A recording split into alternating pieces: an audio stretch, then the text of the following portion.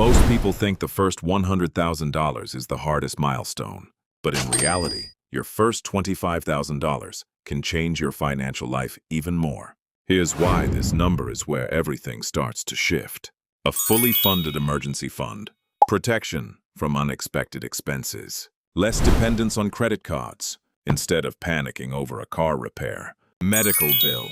You can handle it without going into debt at $25,000. A 10% annual return is about $2,500. Even at 7%, that's around $1,750 a year. For the first time, investment growth becomes noticeable.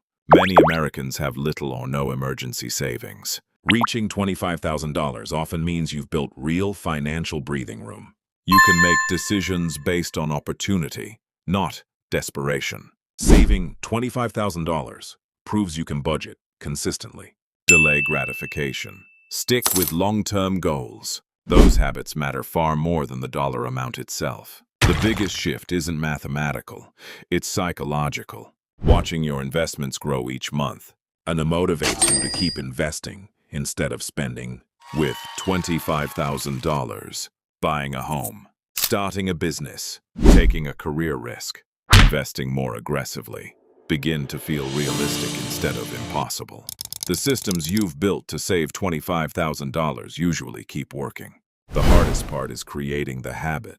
Once that's established, future milestones become much easier. Your first $25,000 isn't just another savings milestone. It's the point where your money begins working for you. Financial stress starts shrinking. Wealth building shifts from being a dream to becoming a system. If you're working toward your first $25,000, don't quit. It may be the most life-changing financial milestone you'll ever reach. Subscribe to BayanIQ for more smart money insights. Watch the next video to continue your journey toward financial freedom.